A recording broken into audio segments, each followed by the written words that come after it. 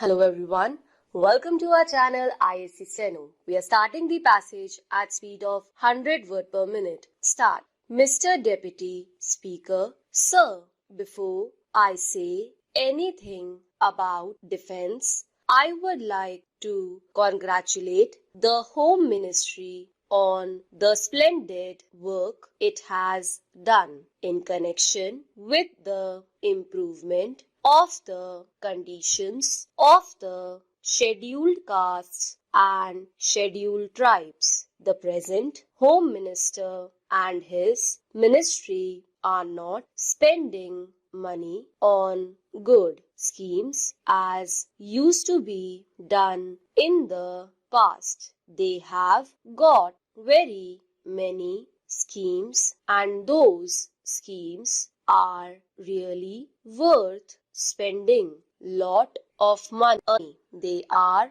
really for the benefit of these communities. I was going to ask the Home Ministry to set up a separate fund for the construction of houses for these communities, since the ministry concerned with housing had completely neglected this problem which is facing these communities. Even the Planning Commission in the last 5-year plan has not done much in this regard. I think even in the 10th 5-year plan, there is no definite plan for providing housing facilities for the scheduled caste and scheduled tribes. But since the housing minister has promised that he is going to constitute a board to go into these things, I do not think there is any need for me to stress this point anymore about the board which is going to be constituted. I would definitely like to say a few words. This board, I believe, is going to consist of some members of the Harijan community and also a number of members belonging to non-Harijan community. In any case, I would be very much like that this board, which will of course function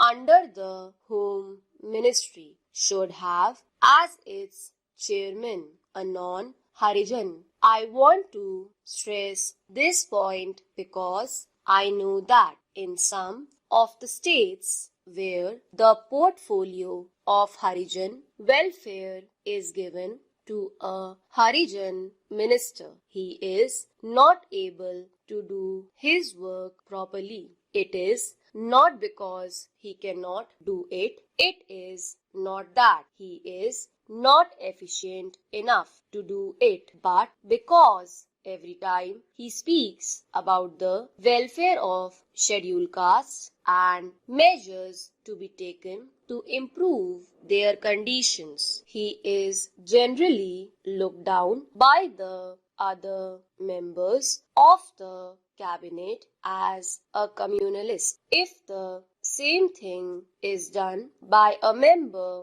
belonging to a non-Harijan community, he will be considered to be doing a national service. Therefore, the chairmanship should go to a non-Harijan. The 10th 5-year plan, I understand, is going to be an industrial plan.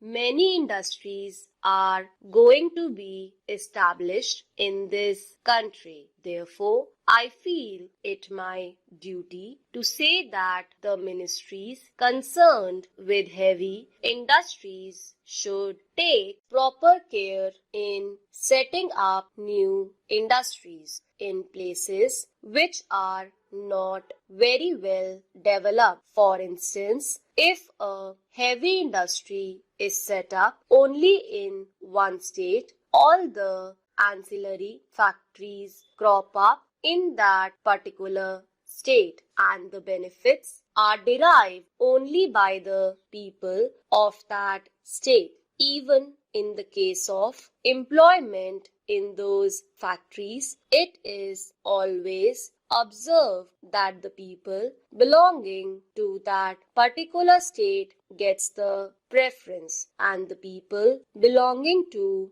other states do not get any benefit out of it. Therefore, the ministry should take proper care to see that these heavy industries are located in such places that they cater not only to one particular state but can also cater to more than one state. For instance, if a factory is located in the center of a state, the benefits of it will be derived only by the people of that particular state. There is a factory in Chennai, the Perambur coach factory, which is producing coaches, that is located in the heart of the city of Chennai. It cannot help